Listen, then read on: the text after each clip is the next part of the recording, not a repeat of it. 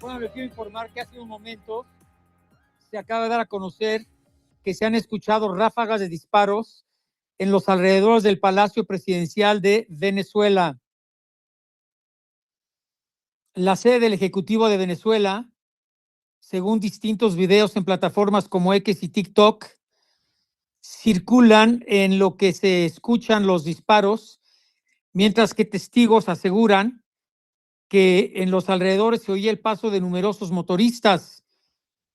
El incidente obviamente tiene lugar después de que Delcy Chávez juramentara como presidenta encargada de Venezuela, pero también se menciona en otras notas que se debe a que han volado sobre el Palacio de Miraflores drones norteamericanos, lo que provocó la respuesta de disparos por parte de autoridades venezolanas. Entonces, más bien dicen, se están defendiendo de los drones norteamericanos que comenzaron a volar sobre el Palacio de Miraflores. Bueno, pues eso es lo que se menciona hasta hace unos momentos de estos disparos que se escuchan muy cerca de la Casa Presidencial en Caracas. Bueno, vamos a una mesa de análisis y yo enormemente agradecido con el doctor Ricardo Hausmann Goldfarb. Él es exministro de Planificación de Venezuela y jefe de la Oficina Presidencial de Coordinación durante el gobierno de Carlos Andrés Pérez, ex jefe del Banco Interamericano de Desarrollo y catedrático en la Universidad de Harvard. Doctor Hausmann, muchas gracias, muy buen día. Buenas tardes, todo lo mejor para usted y su radio escucha. Muchas gracias, doctor. Omar González Moreno, exgobernador del estado Bolívar. No, perdón, él está por conectarse, perdón. El coronel Eric Rojo, coronel retirado del Ejército de Estados Unidos y analista político militar. Coronel Rojo, muchas gracias, muy buen día, Eric. Un gusto estar con ustedes y un comentario más. Yo fui asesor militar en Venezuela cuando Carlos Andrés fue presidente. Qué interesante. Muchas gracias, Eric. Jesús Alberto Torrealba, político y periodista en Venezuela. Jesús Alberto, muchas gracias por recibir la llamada. Muchas gracias a ustedes. Gracias por la oportunidad. Y el maestro Carlos Seoane, especialista en seguridad y en psicología forense, periodista y analista. Carlos, muchas gracias por aceptar, ¿eh? Muy buenas noches, Oscar, a ti y a todos los que nos escuchan. Bueno, yo quisiera iniciar con la opinión del doctor Ricardo Hausmann, como exministro de Planificación de Venezuela y jefe de la Oficina Presidencial durante el gobierno de Carlos Andrés Pérez.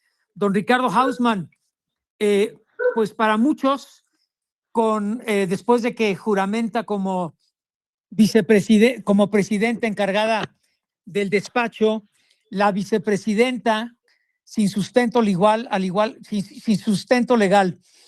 igual que Nicolás Maduro como presidente y vicepresidente de la Nación Sudamericana, pues ahora ella como presidenta, según ella, encargada del despacho, pero con su hermano como presidente de la Asamblea y como testigo de honor durante esta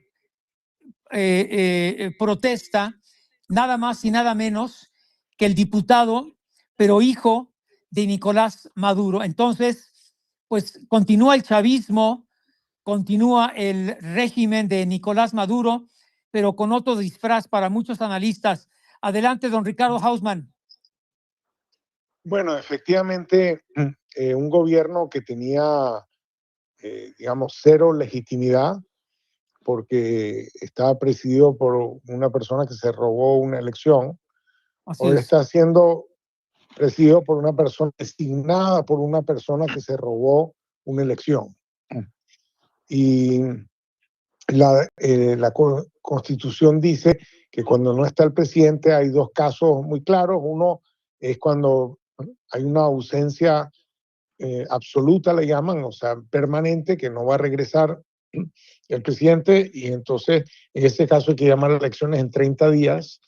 Y si el presidente está ausente temporalmente, se le da 90 días para regresar, y si no ha regresado, otros 90 días, y después hay que llamar a elecciones en 180 días. Entonces, un gobierno que arrancó robándose una elección, ahora está en una situación donde tiene que llamar a elecciones y no quiere llamar a elecciones.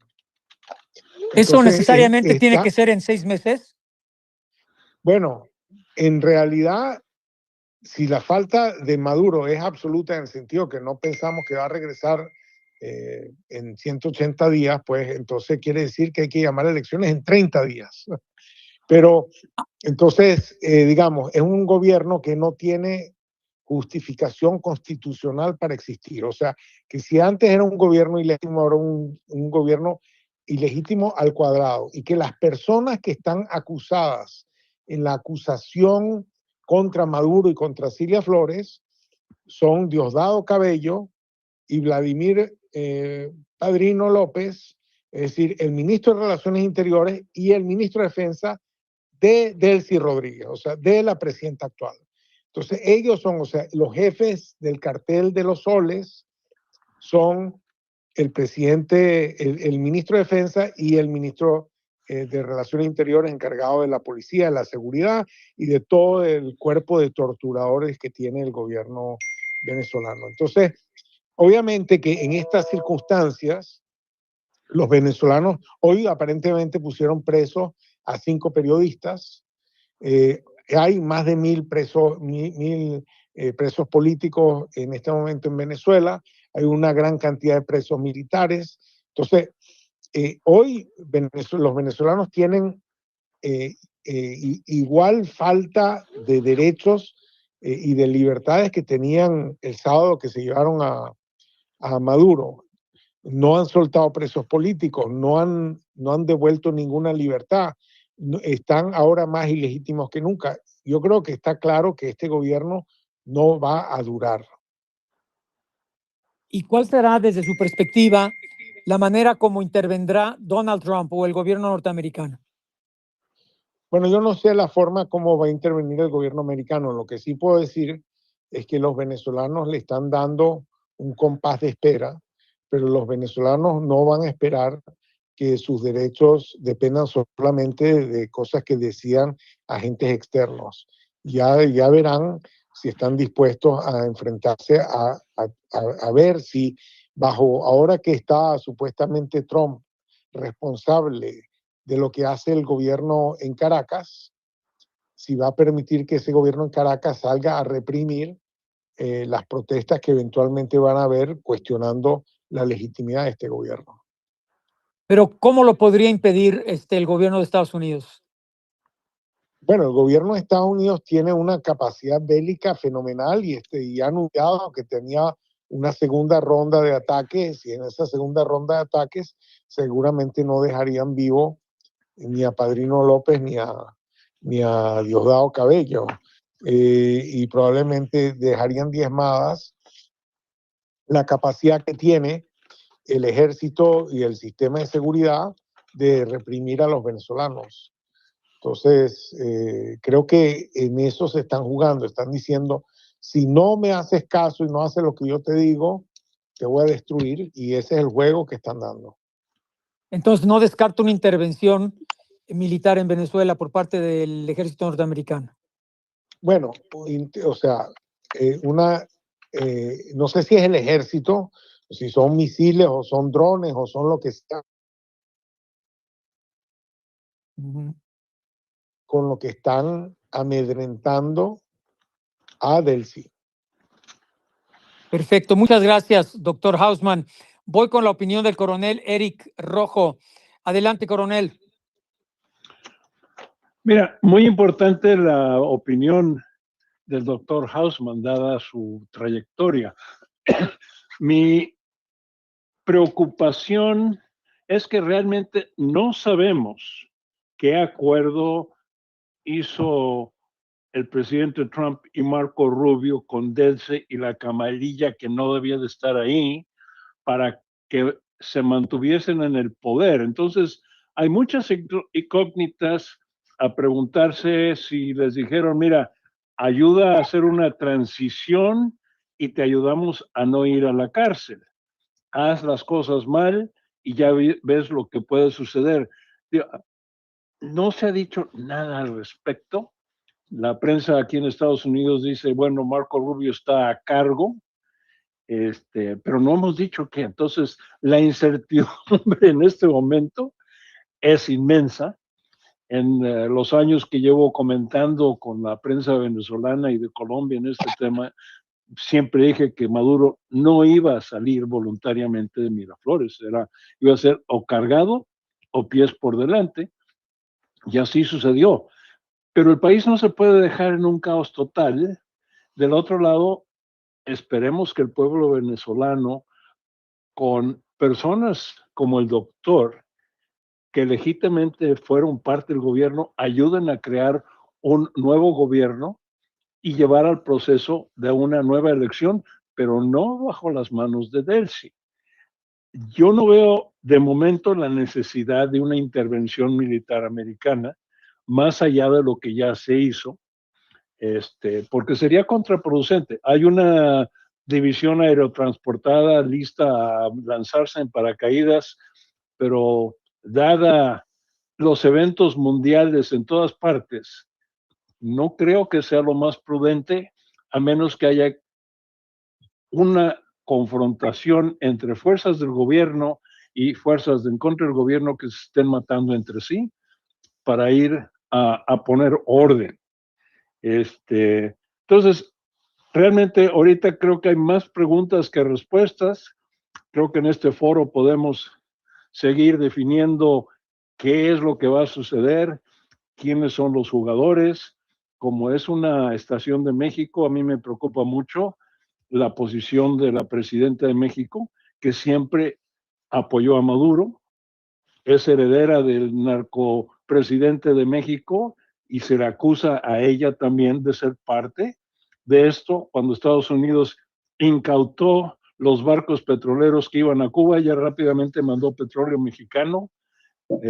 Esto complica las cosas a la larga porque Trump ya calladamente le advirtió que algo va a suceder en México en una situación mucho más compleja y mucho más difícil que Venezuela.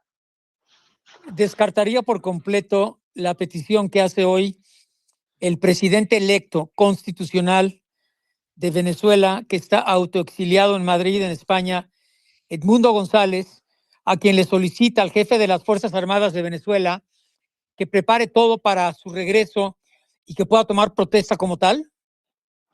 Eso sería lo ideal, pero los intereses de la camarilla que queda ahí, a menos que haya un acuerdo que no se ha publicado con el presidente Trump y con Marco Rubio, que ellos van a ayudar a mantener orden, a hacer una transición y no robarse ellos el gobierno, que saben lo que les puede suceder. Digo, y todo esto es conjetura, pero idealmente esto es lo que debía de suceder. No cárcel para ellos, darles un exilio, si realmente permiten que el presidente electo regrese protegido en su vida para tomar posesión y regresar Venezuela a ser un país con una democracia legítima, con un Congreso legítimo, con una Corte Suprema de abogados de verdad y no todo el chavismo que ha destruido la infraestructura real del país. Bien, voy a tomar una pausa y regreso al interesante análisis que hacen los integrantes de esta mesa, el doctor Hausmann Goldfarb, exministro de Planificación de Venezuela y jefe de la Oficina Presidencial del gobierno de Carlos Andrés Pérez, ex jefe del Banco Interamericano de Desarrollo y catedrático en la Universidad de Harvard, también el coronel Eric Rojo, coronel retirado del Ejército de Estados Unidos, analista político y militar y asesor también del expresidente de Venezuela, Jesús Alberto Torrealba, político y periodista en la Nación Sudamericana, y Carlos Seoane, especialista en seguridad y en psicología forense, y también analista y articulista. Así es que vamos a marcar un paréntesis y regreso en 3 minutos. Pero antes le informo o agrego a lo que ya le comentaba, que había disparos cerca del Palacio de Miraflores en Caracas. Ahora se reporta en redes sociales que está rodeado por vehículos blindados con despliegue de tropas en zonas aledañas, hombres armados en las calles de Caracas, patrullajes del ejército, así como intensos tiroteos y explosiones hace unos momentos, repito, alrededor del Palacio de Miraflores, allá en Caracas, Venezuela, a unas horas de que rindiera juramento la ex vicepresidenta ilegal de Venezuela, Delcy Rodríguez, como encargada del despacho de la presidencia. Bueno, regreso a esta mesa de análisis sobre la detención de Nicolás Maduro y la situación en Venezuela con el doctor Ricardo Hausmann, exministro de Planificación de Venezuela y jefe de la Oficina Presidencial de Coordinación durante el gobierno de Carlos Andrés Pérez, ex jefe del Banco Interamericano de Desarrollo y catedrático en la Universidad de Harvard. También contamos con el análisis y la presencia del coronel Eric Rojo, coronel retirado del Ejército de Estados Unidos, analista político y militar y asesor del expresidente Carlos Andrés Pérez, con Jesús Alberto Torrealba, político y periodista en Venezuela, y el maestro Carlos Seoane, especialista en seguridad, en psicología forense, analista también. Carlos, yo quisiera ahora ir contigo, y bueno, me refiero a cómo intitulas pues este extraordinario artículo que publicas el fin de semana, El vacío de poder en disputa allá en Venezuela. Un total y absoluto vacío de poder que hace las cosas pues muy difíciles para este proceso de transición, y las intenciones de Donald Trump de administrar al país sudamericano en esta situación. Adelante, Carlos. Gracias, Oscar Mario. Buenas noches nuevamente. Gracias por la invitación. Pues mira, la realidad, te voy a decir, ahorita digo, escuchándote hablar de lo que está ocurriendo en Caracas y en otros, rolar la misma información, me siento en aquellos días del año pasado cuando sustrajeron al Mayo Zambada y se lo llevaron a Estados Unidos.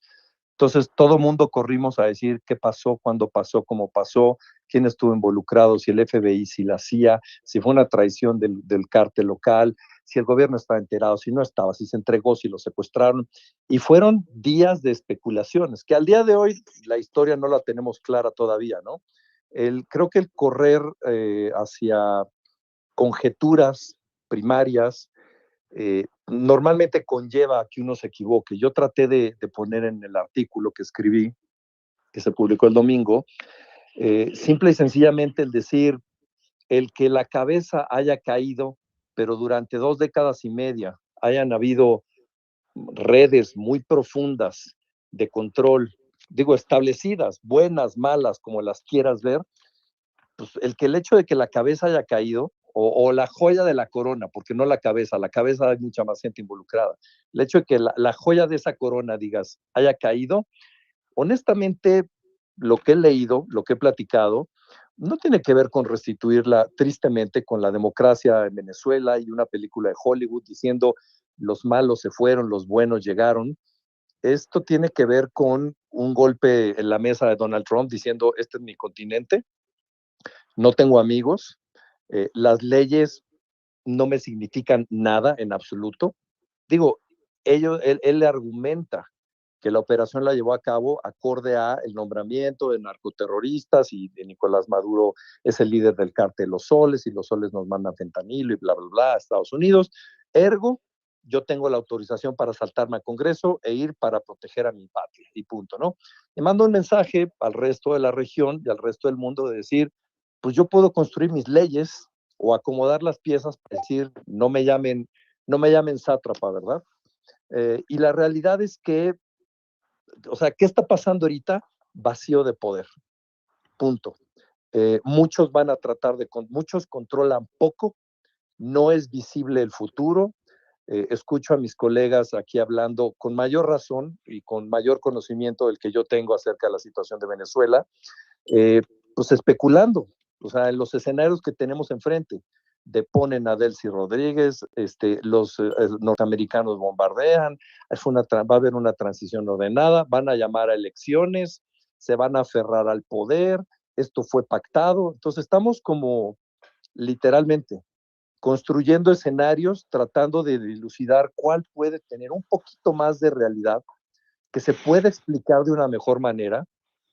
Y creo que podemos cometer un error en precipitarnos, en tratar de decir de 72 horas lo que ha ocurrido, pues tratar de decir esto es lo que va a pasar o lo que está pasando. Simple y sencillamente estamos todos especulando, adivinando, con una brutal incertidumbre y una neblina que no nos deja ver nada. Y hoy Maduro se presenta en la Corte de Nueva York diciendo: fui secuestrado y soy un prisionero de guerra, punto. Deseando 4 veces feliz año nuevo a los integrantes de la Corte, ¿no?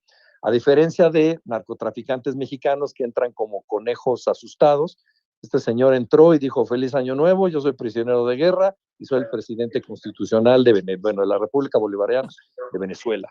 Entonces falta mucha historia aquí todavía, Oscar Mario. Gracias, Carlos Seoane. Jesús Alberto Torrealba, político periodista en Venezuela. Jesús Alberto, tu opinión en medio de esta situación tan incierta y que le complica quizá el panorama a Donald Trump, después de que es imposible o sería imposible de tractarse, de administrar Venezuela como él ya lo prometió, después de haber secuestrado no al expresidente de Venezuela, sino a un terrorista narcotraficante de nombre Nicolás Maduro. Adelante, Jesús Alberto. Buenas noches, gracias por la oportunidad. En primer lugar, saludar a las personas del panel. Un saludo muy especial a mi compatriota, el doctor Ricardo Hausmann. En primer lugar, debo decir que agradezco como venezolano la atención y la preocupación de todos los integrantes del panel y de la audiencia de esta emisora mexicana. Como de los 4 del panel, el único que está en Caracas soy yo. Quiero entonces aprovechar para darles información, digamos, fresca y caliente, ¿no?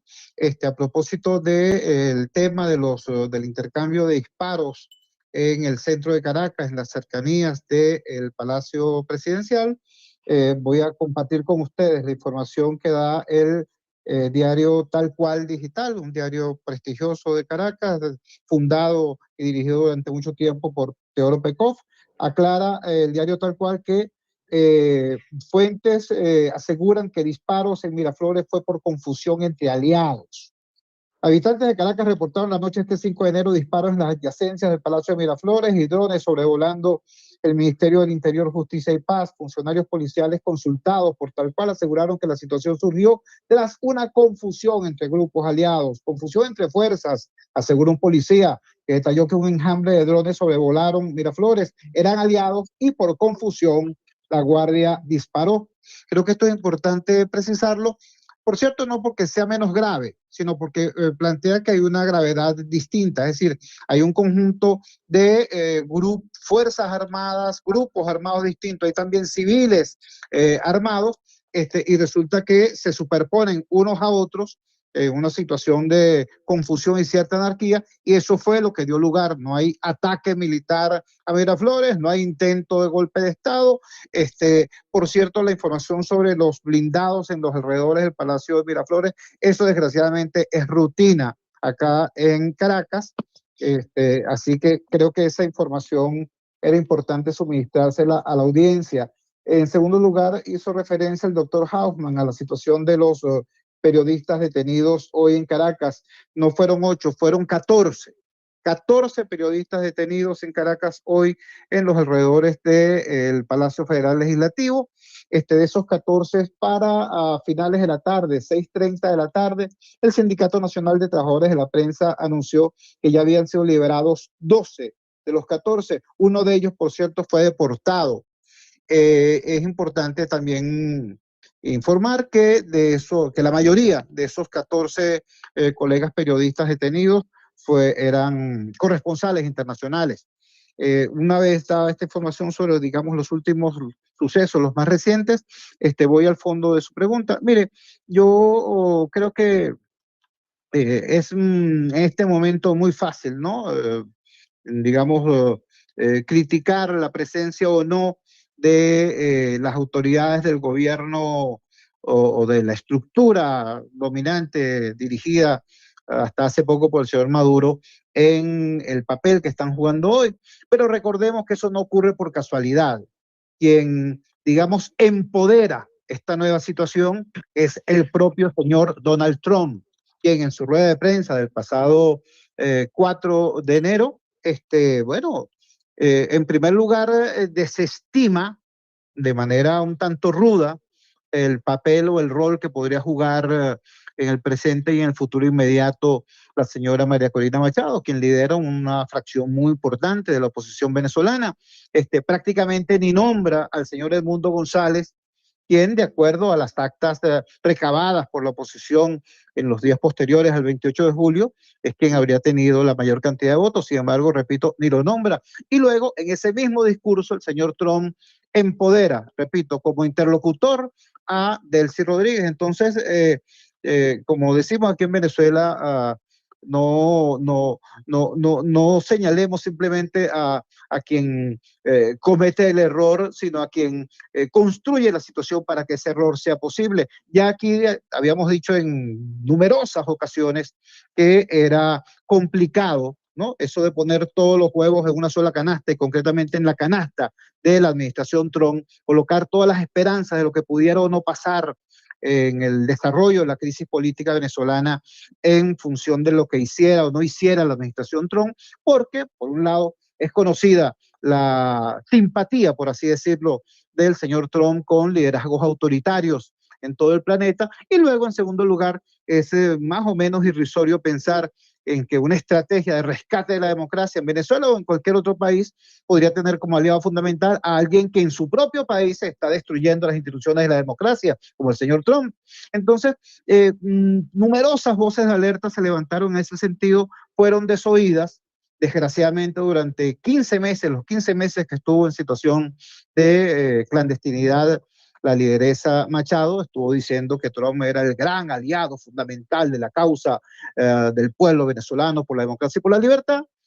Se produce esta situación que también había sido, digamos, reclamada, pedida, demandada durante mucho tiempo por numerosos voceros de ese sector, y resulta que tiene un final en principio anticlimático, ¿no?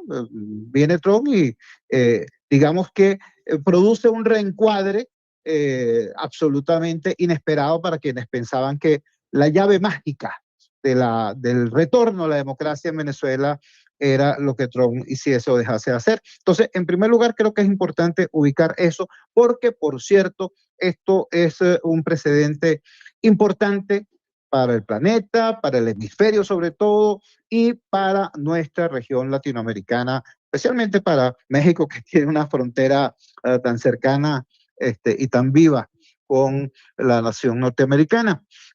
Eso en primer lugar. En segundo lugar, bueno, yo creo que todos los demócratas venezolanos tenemos que hacer una reflexión muy importante porque en particular a mí no me gusta, pero no me escandaliza tampoco la presencia de elementos de la anterior cúpula dominante en lo que pudiera ser un proceso de transición. De hecho, la palabra así lo define.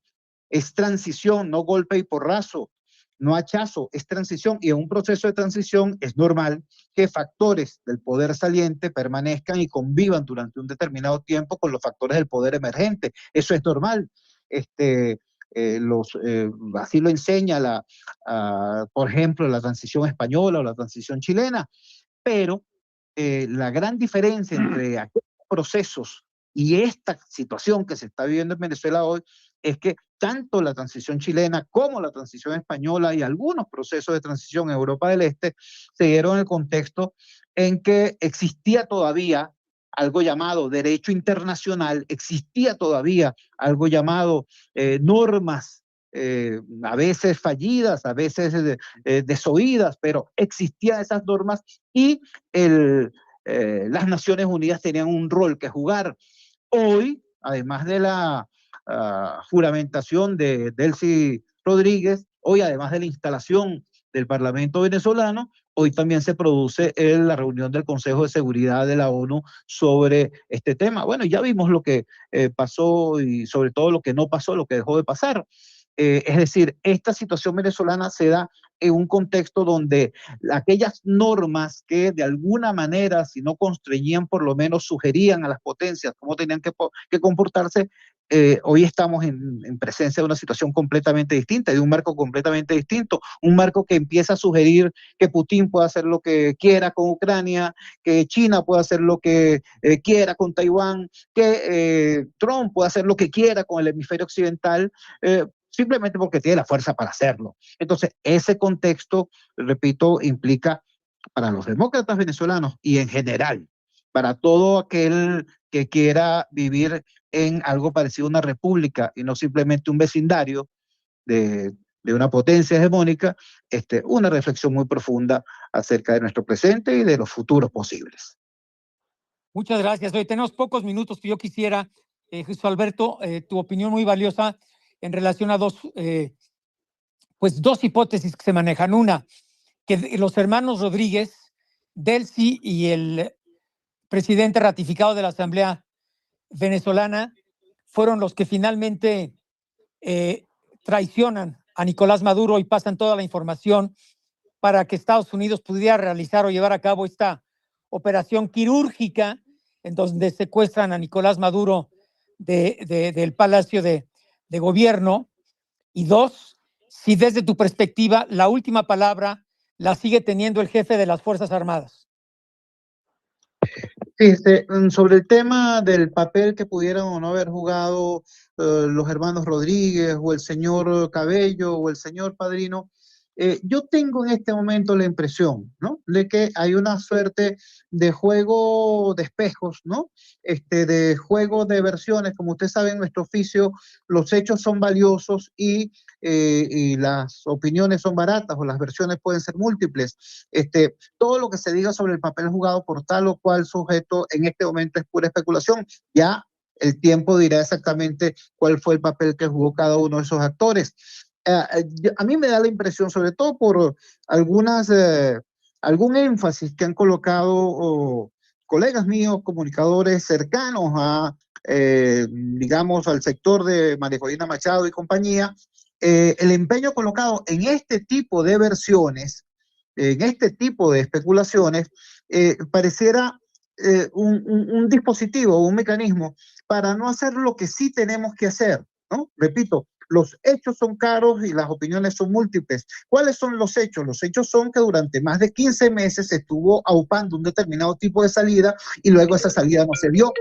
Entonces, ciertamente